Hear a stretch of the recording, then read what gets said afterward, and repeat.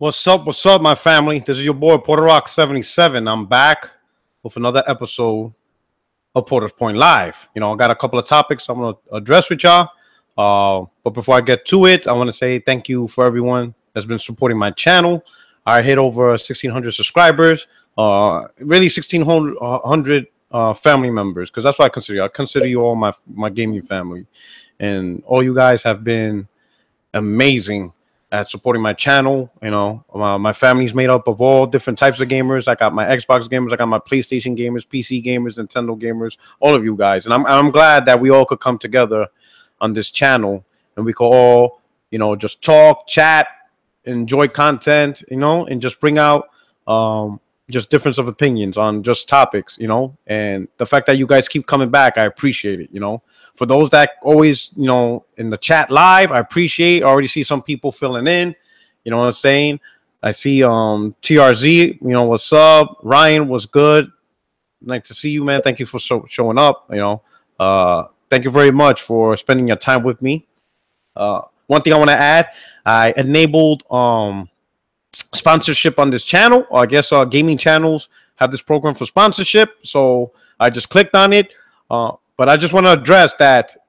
I know some people been DMing me, asking me if I'm going to do a Patreon, if I'm going to do this, I'm going to do that. I'm not really thinking about doing that right now or anytime soon, because of mostly because of my employment. I got a full-time job. For those that don't know, I'm in the service. I'm a Marine, active duty. And sometimes, like I could be talking to you guys today, and then like out of the blue, I won't be doing a podcast or an episode for weeks or months, and sometimes I can't give you guys the heads up that I won't be doing it as much, So I think if I was to dedicate a Patreon or things like that, I owe it to you to keep this channel consistent and to provide the content that's promised as Patreon members. And I can't do that. I can't deliver on those promises because I have my obligation to my employment, to me being a Marine. That's my first priority, in terms of, my responsibility. All right. Not saying that I don't enjoy doing this stuff with you guys, but I feel if I start going that route, I have to dedicate and deliver and promise something that I won't be able to maintain, only because my duty as a Marine comes first. I'm not going to lie. That comes before me being a gamer. That's just how it is. That comes first.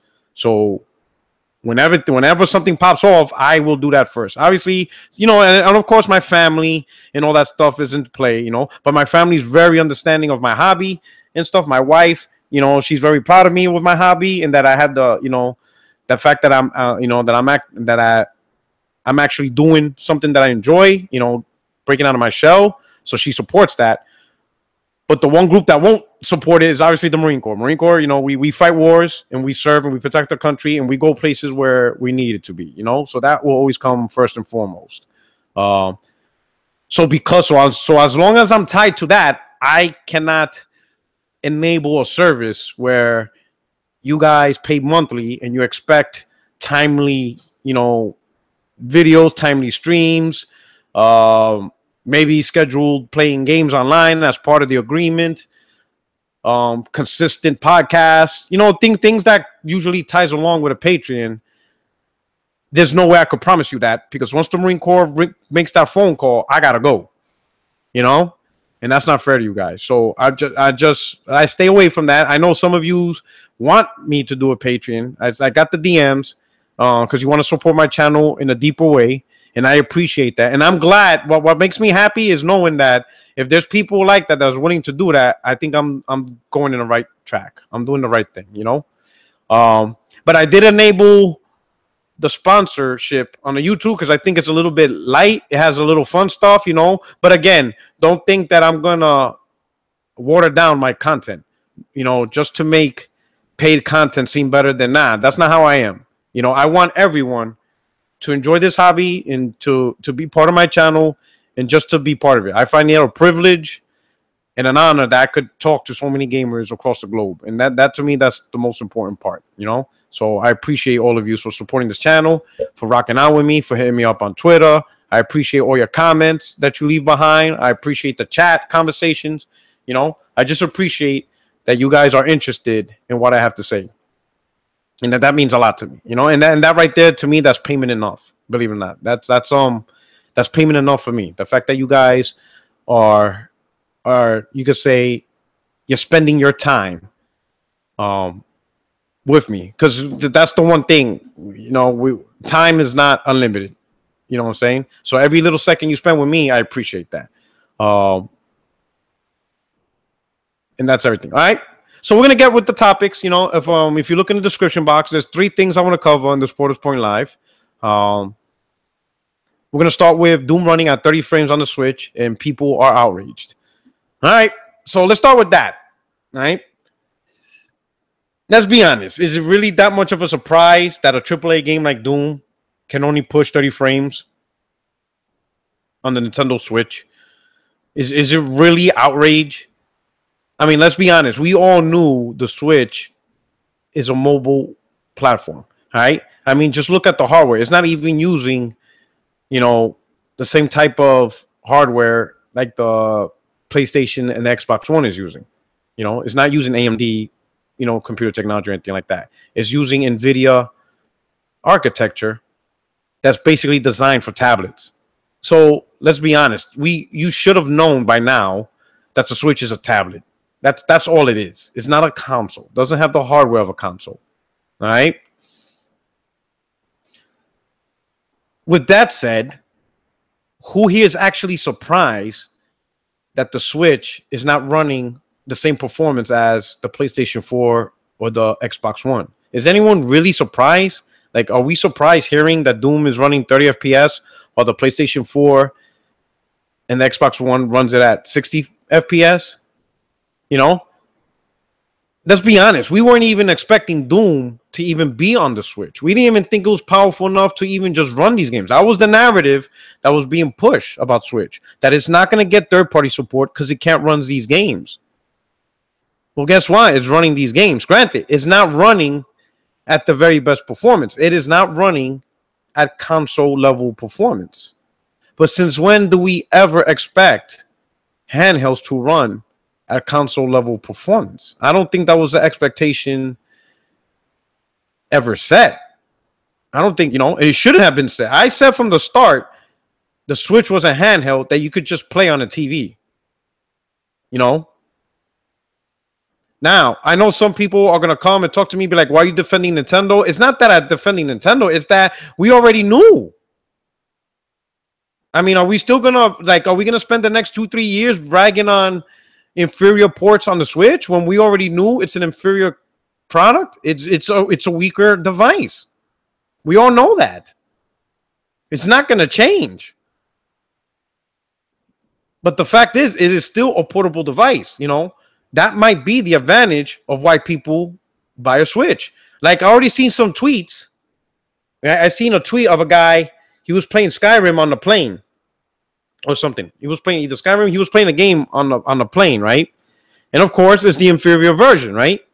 And then there's another one, another Twitter video I saw of a student. He was in school. I don't know if he was college or high school, but while the teacher's teaching, he's playing 2K in the classroom, you know? So with that said, sure, let's say like 2K runs at 30 frames or whatever. How many frames does a PlayStation 4 or the Xbox One run in a classroom? 0, because you can't play those games there. You can't take the PlayStation with you. And I think that's the main thing a lot of people are missing. The Switch is a portable device. Sure, are the majority playing Switch in their homes? Right? A lot of people are playing the Switch in their homes. That is true. But that's because people live there. It's not like you're banned from playing the Switch in your home. You could still play it in your house. No different than your mobile phone. Your mobile phone is a mobile device, right? It's meant to make calls on the go. It's meant to use internet on the go. But I guarantee most of us use our phones in our house because that's just where we spend most time in our lives in, you know? But when you need to go, you can take it with you. That's the Switch. You want to take it with you on the go? Take it. On a bus ride? A lot of people are apparently playing Switch at their jobs. I mean, I guess nobody wants to work no more. They want to game while they're working. Hell, people don't even want to learn in school anymore. They're playing games at school. I mean, it's whatever. I think that's the main draw of the Switch, why people like it, you know? And let's be honest. Nintendo has always dominated the mobile marketplace in terms of handhelds. They always dominated. No company has been able to bring them down. They have consistently dominated mobile gaming in terms of, you know, dedicated handhelds since day one, since the Game Boy. And nobody has been able to top them. Not Sega with the Game Gear, not even Sony with the PSP and the Vita. No one can. They're top dog in that realm. And I've been saying for the last couple of months, people look at the Switch as a portable device. They look at it as a Nintendo handheld. Sure, we could come back and say, well, Nintendo made comments about this, or Nintendo showed a video about this.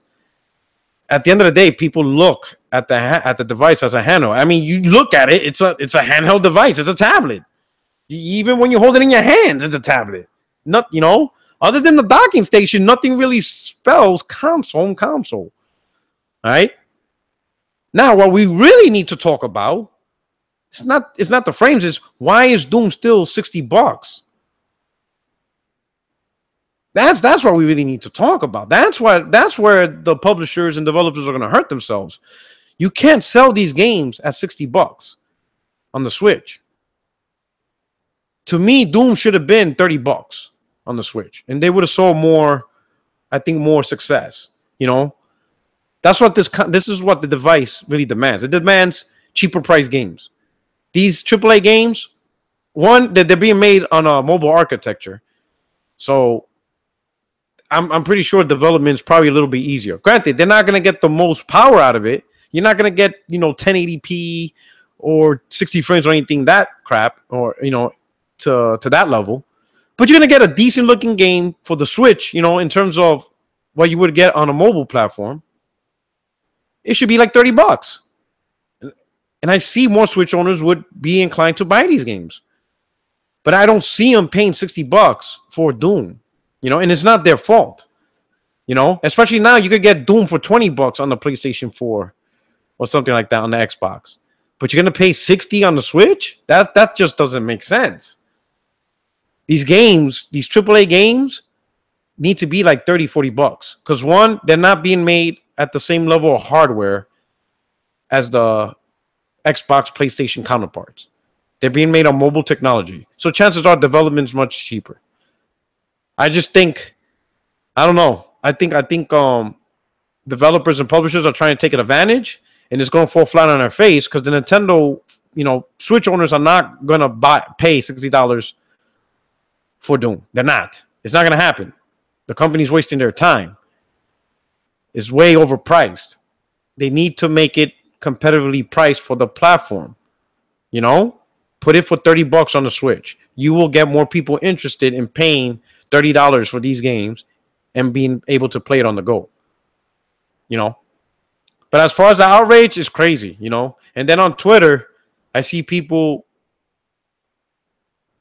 wondering why Switch is not getting the same, how would you say, media attention, negative media press like the Xbox One did when, you know,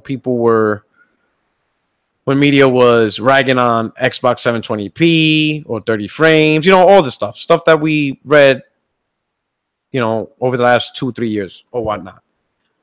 You know, pretty much using this scenario on how they're treating the Switch as just an example of media bias on the Xbox. And I'm like, man, they're going to take every console and use it for Xbox as media bias. This is the main reason why Switch is not getting ragged on. Because at no point was Switch being sold for $500 and people claiming it's the most powerful console, or it's going to, you know, push powerful technology, you know, in a console space. You know, Nintendo never hyped that. You know, it launched at $300 and Nintendo was hyping portability and accessibility, and that's exactly what it's doing. It's portable and it's accessible. Nintendo didn't talk about power and, you know, and technology and all this stuff. So that's why they're not getting ragged on. They didn't rag on something that they didn't preach. You know, they've been preaching accessibility and portability, and that's exactly what it's doing. So you can't rag on the product for something it never advertised. slammed on performance because it never promised. Nintendo never promised performance. They promised, they were advertising, portability and accessibility. That's just how it is. So I don't think there should be outrage. I mean, as gamers, yeah, we could always be disappointed in Nintendo for not actually putting out a proper hardware. But those conversations were already done. We had those conversations at the start of the year.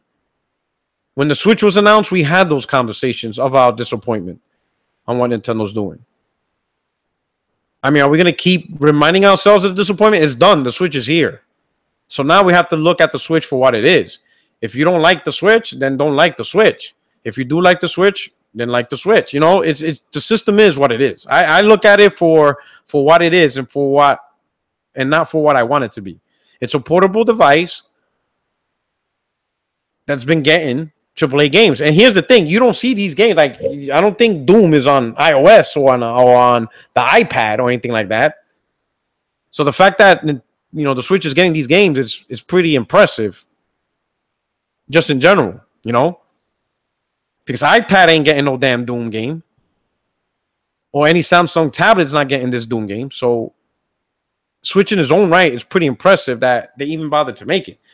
I just think the failure part is going to be the price. $60 is crazy. Like, I would not buy Doom or any AAA game for $60 on the Switch. At that point, Now, would I love to play some games on the go? Like, when I do plan to get on the Switch, I'll probably get one like next year when Metroid and Phantasy Star comes out and some other games. Like, would I play a role-playing game, like a multi-plat role-playing game on the Switch? Yes, I would. Reason being, because, again, I travel, and I think it would be easier for me to travel with the Switch. And if I could play, let's say, like a Fallout game or The Witcher or something like that, even if it's 30 frames, I would enjoy it because it's on the go. I wouldn't mind playing an actual console type game on the go, but not for $60. I'm not paying $60 for it. That's kind of ridiculous. I will double dip for 30. That I will do. I'll double dip on a multi-plat on the Switch for portability for $30 or less, but not 60. That's just how it is. All right. But I'm going to move on to the next topic. Again, we got 42 people watching. Thank you so much. Everybody that's in the chat, family, you're awesome. Please don't forget to hit the like button and also retweet, And if you're new to this, you listen to this for the first time, subscribe. And I'm going to move on to the next topic, which is Gran Turismo, sport that we all know. Majority of the modes are online only. So the question is, how is that going to impact the single player only gamers, which we have a lot of on PlayStation. So how do I feel about that? If you've been watching my channel, you've been following me for a long time, you all should know by now that I can't stand racing games. That is the one, I can't stand that genre. I hate that genre. It is for me personally, it is the most boring genre I have ever played in gaming. Just to drive a car and make left turns all day, it's just not fun. Driving in a car game, driving in video game is not fun. I don't even like driving in Grand Theft Auto. I find that like mad boring. I usually just take the cab or whatever. I just can't stand it. And those missions where you have to follow cars, I can't stand those missions. It's so annoying. It's so boring. It's not good gameplay. But that's just me. Right? But with this single player, I understand millions of gamers love racing games. You love the thrill of driving, just stuff like that, right? So I get that. I'm not knocking you guys who do love racing. I know you guys have a passion for cars, right? So this topic is for you guys. I don't think it's right that Sony made majority of the modes online only for Gran Turismo Sport, all right? For two reasons. Number one, it's not like Polyphony Digital pushes out lots of Gran Turismo content. Like if they did things like Turn 10, where you get a new Gran Turismo every year or every 2 years, okay. One Gran Turismo out of 3 or 4 that's online only, okay. You can't complain too much. But this is the only Gran Turismo you guys got all year long. You had no racing games for the last 4 years. The Xbox community had like 5. They got what? Forza 5, Forza 6. They're about to get Forza 7. And And they got Forza Horizon 2 and Forza Horizon 3. So that's 5. This is going to be your first Gran Turismo. And the first one that comes out, majority of the modes are online only. I'm sorry, but that's BS.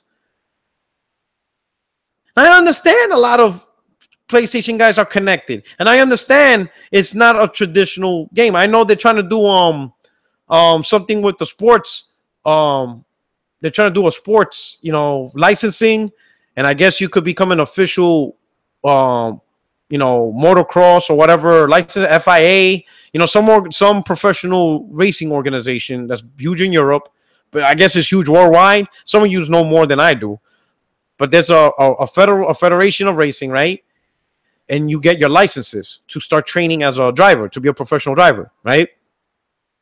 And apparently they approved this game to be like a training tool. And if you meet the metrics, you actually can be a professional driver. So that's what GT Sport is pushing, but there's certain things you got to do online. So it's like an online training. So think about like going to college online full time. You're going to get a college degree. You just never stepped into a building to actually get it, So Polyphony Digital is going all out. And from what I hear, you could like attend actual professional online racing and stuff like that. And like, there's like seasons. And if you actually win the season, you actually win like a trophy, and they actually get presented on stage like an actual professional racing circuit. So they're going crazy with the professional stuff, or something like that. But what about just gamers that love Gran Turismo? And they've been playing it for years. Remember, this is PlayStation's biggest franchise. It's made up possibly by the most PlayStation gamers out of any other genre. What do you do for them? People that just wants to race, they want to do the career mode, they want to earn cars, they want to be number one, but from the perspective of a gamer, not from the perspective of a professional driver. Majority don't have aspirations to be professional drivers. They just want to play a franchise they always loved since the PlayStation 1. And you're talking about a fan base that made this game 10, 12 million sellers. Why are you abandoning them? You cannot tell me 12 to 15 million PlayStation gamers all want to be a professional driver. You can't tell me that. You cannot also tell me every single Gran Turismo wants to play online. That's just not cool. Again, if Gran Turismo pushed out more content, like if this was, let's say, the last Gran Turismo was 6 on PS3. So let's say we would have had Gran Turismo 7 in 2014, right? And now you get Gran Turismo Sport. Okay, online only, doing this. And then in 2 years, you're going to get Gran Turismo 8. Okay, I get that. Because the single player only guys, the guys who aren't all in on professional driving, they got their Gran Turismo, and they're about to get another one after this one. Okay, that's cool. I get it. There's content for everybody. But this is the only Gran Turismo. The only one. And it's 2017. The PlayStation 4 has been out since 2013. So when are you going to get Gran Turismo 7? 2019? 2020?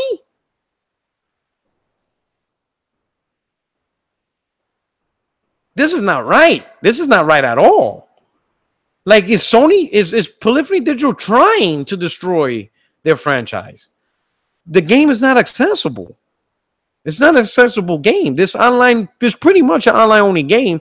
This is not going to attract the majority of Gran Turismo fans. So what's going to happen? I'll tell you what's going to happen. They're going to go to Xbox. Now you could say, some of you could say, oh, Gran Turismo is much better than Forza, but not like this. Because at least in Forza, you still have your single player career mode. Sport won't have that.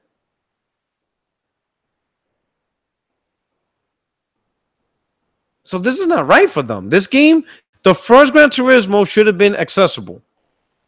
Should have been a more accessible game with with an in-depth career mode for single-player gamers where you don't need online. Sure, you have your online mode. I'm not saying take away the online mode. Have your in-depth online mode. But this should have had an in-depth single-player career mode. I hope over the next couple of months, over the year, Polyphony Digital releases DLC, free DLC, that provides an in-depth single-player career mode. I hope they at least do that. But this is not right for the Gran Turismo fans. This is not bad at all. This is bad for the culture, you know. And I have nothing against online-only games. I'm not saying that. I'm playing Destiny. I love Destiny. I love Elder Scrolls Online. Those are online-only games. You know, and Elder Scrolls Online, you know, we all know it's part of the Elder Scrolls series, which are mostly single-player games, right? I did not hate on ESO at all. I loved it. Been playing it for months. Sometimes I think I want to go back and play it again because it was just a phenomenal experience. But there's just so many games to play. If I go back to ESO, I'm gonna be missing out on a lot. But I loved Elder Scrolls Online and I love Destiny. Destiny is fantastic. So it's not the concept of online only that I have against. What my issue is, lots and lots of Gran Turismo players are single only players. They love the career mode. They love the arcade mode. They love that stuff. And now you're getting a watered down single player experience because the focus is online only. That's not right. Especially when this is the first Gran Turismo in 4 years. All right. So the best I can hope for is I hope Sony comes out with DLC that adds in-depth single player campaign to make this game accessible to the entire millions and millions of Gran Turismo fans. We're talking 12 to 15 million here. We're not talking 5 or 6 million. We're talking boatloads. And Sony's about to lose those fans. All right. So we're about to move on to the third topic. Again, thank you for watching. We're up to 56 now. Please hit the like button and subscribe if you're new. I really appreciate you guys. All right. So we'll head up. That's a little intermission. Let's go with the last one. All right. And this one's going to be funny. You ready? Phil Spencer got promoted. He's part of the round table. So my question is, so the F what? Like, who really gives a crap? You think I was jumping for joy when Kaz Hirai took over CEO for Sony? I don't care. I didn't care. You know why I didn't care? Because I care about results. That's what I care for. I bought your product. That means you do for me. What have you done for me? I'm the consumer. I bought your product. I enjoy your product. As long as you do for me, we good. But little things like, oh, you know, this guy got promoted. I don't care. What is he doing? What did he do? That's what I want to know. What you do? What you put on it? If you don't put nothing on it, it don't mean anything. With Phil Spencer, he could go 50-50. Yeah, he can advocate for Xbox, create more studios, push out more exclusive IPs. On the flip side, he's just part of the gun club on Microsoft that's just going to treat Xbox as a device. And games go everywhere. Doesn't build the studios. Just creates more service-based game, more service features, more controllers. Who knows what he's going to do? I don't care about his promotion. Who cares? What does it mean? It doesn't mean anything. It means he gets a bigger check. He drives a new Maserati. He gets to buy a new 2019 Lamborghini. He's going to probably buy an ocean beachfront property off the Cayman Islands. I don't know. What does this do for gaming? Everybody's like, oh, this is great for gaming. How? What has he done so far that's great for gaming? Added refunds? He did. I said before from the start, he only did the obvious. Some of the decisions he made, I could have made them. Hell, I've said even before the Xbox launched, I said, do not put Kinect in that bundle. No one wants it. No one cares. And that was before the damn thing even launched. I knew Kinect was a mistake. So does it really take a master's in business to figure that out? And the Xbox One and the PS4, I'll be honest, I'll put the PS4. They both should have launched with backwards compatibility.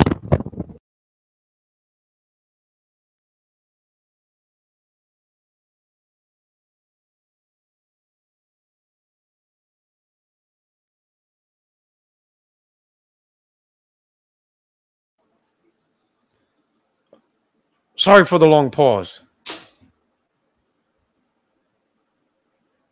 I was reflecting.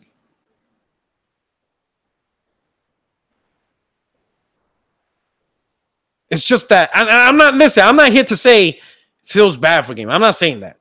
I'm not saying no. I'm not saying he's a terrible person, terrible CEO. It is what it is. He took over something that needed to be taken over. I just think everybody's going too crazy on the assumption that everything's going to be great in the long run. We don't know that. We don't know what Phil truly has planned. We don't know what he has up in his sleeves. We don't know what his promotion actually entails. We don't know what he's going to do.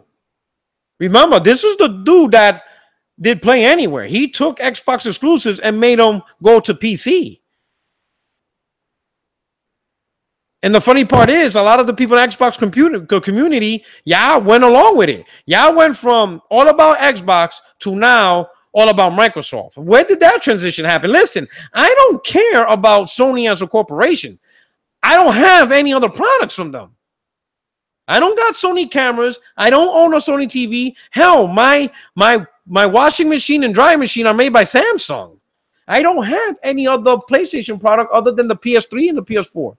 And I used to own a PSP, but that I lost it, which just shows you how much I cared about it. I have no idea where it's at. I think it got stolen, to be honest. So I don't care about Sony phones or Sony TVs. Most of the time, I don't even look at their TVs because they're overpriced. I don't care about Sony Blu-ray player. I don't care about any of that. Sony earbuds, none of that matters. So how did this transition go from strictly being an Xbox fan to now a Microsoft fan? That trips me out.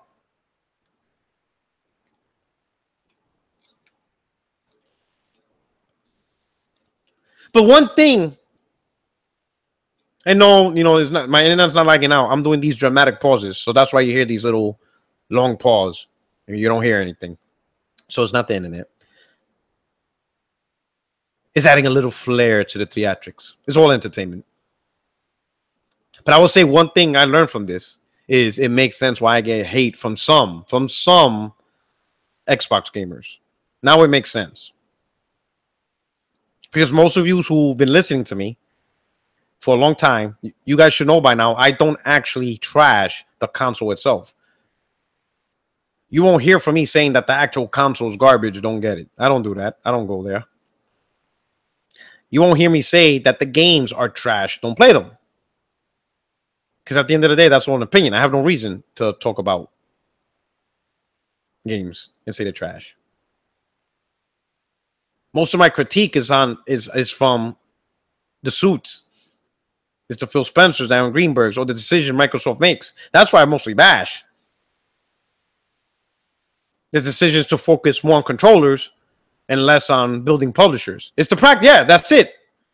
Tudor got it right. The practices of the companies. That's exactly what most of my focus and effort is directed towards. It's the practices. It's the business practices. It's the decision making.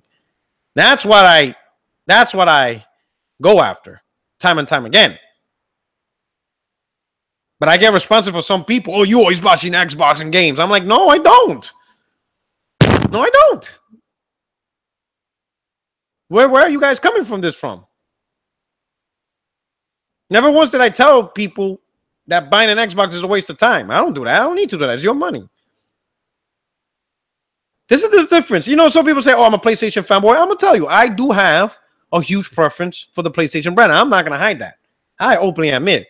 I personally feel PlayStation has been, since release, has been a better brand than all the consoles since release. That means from the day PlayStation came out, going forward, I think PlayStation has been the better brand.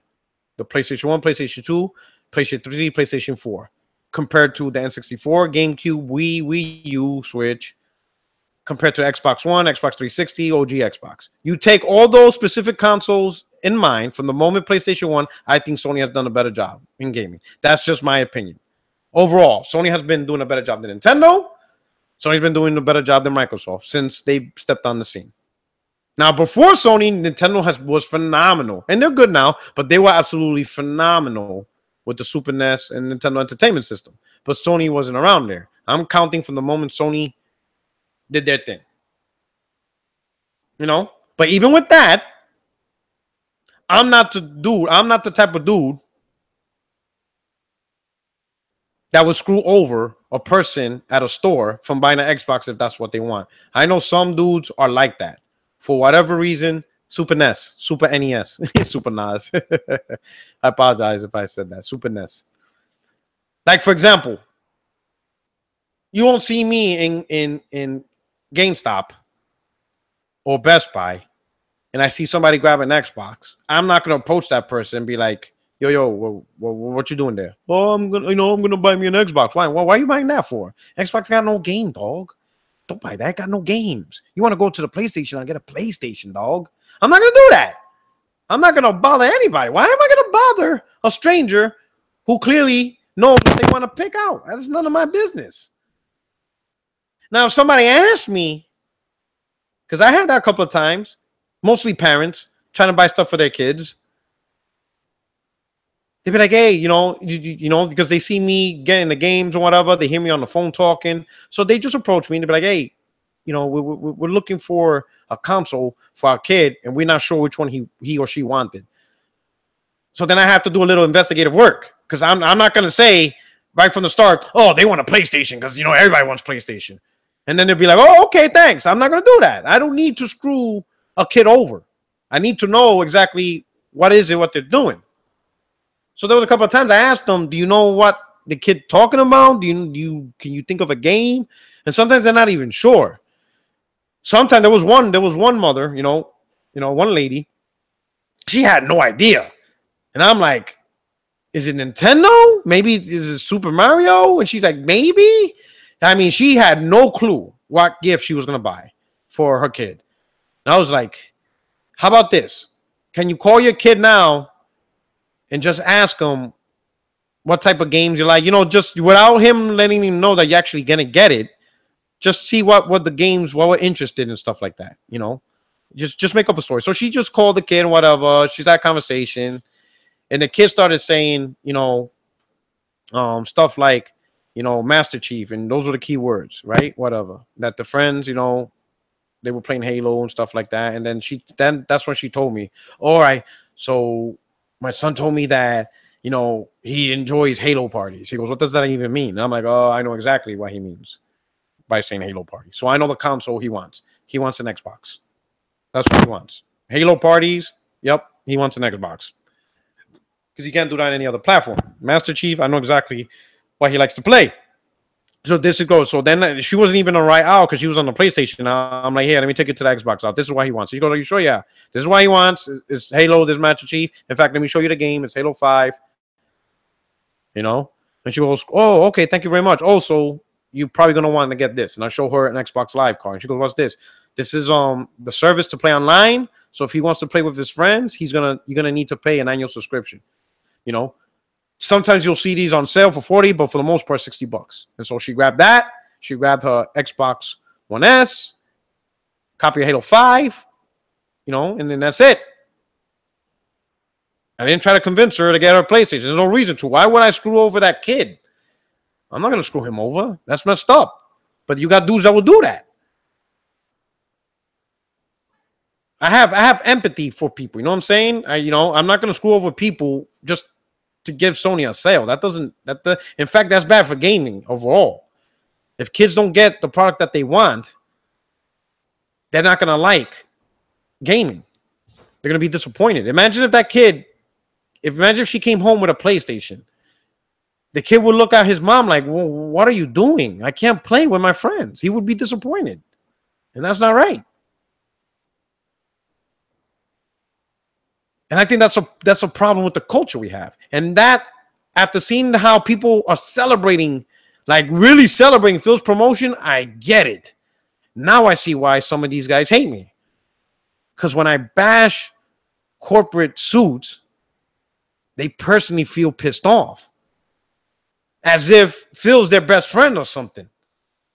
So they personally hate that I talk about them. They personally hate that I talk about practices, which is weird. Because if you don't call out bad practices, now how you expect your platform to get better? If you accept bad practices. That's the main thing that's going to make your console better, is identifying and telling these higher ups, these are bad practices. These are bad. These are things that's not going to make the brand better. Now, not every brand's perfect. Sony has their issues in terms of practices. I know one big thing now is crossplay. That's the big thing. That's the latest thing. Crossplay. Sony doesn't want to do crossplay with PlayStation. But that's not going to hurt the PlayStation brand. That's just a reality. No one's going to stop. No one's going to walk in a store in Best Buy or whatever, or Walmart or whatever retailer you go to, and be like, man, I would buy a PlayStation 4, but they don't do crossplay, so I'm not going to buy it. No one's doing that. That's not how it is. The people who do say that, chances are they're Xbox fans.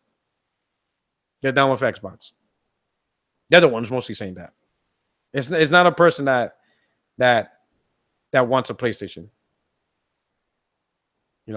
Garuda says if she was drunk shopping. No, I'm pretty sure after the conversation, the kid wanted an Xbox, which is perfectly fine. Listen, I'm sorry, but on this channel, I'm not gonna rag on the console or Xbox games or even games in general, whatever, unless it's something that's hurting gamers, like I just did with Gran Turismo Sport.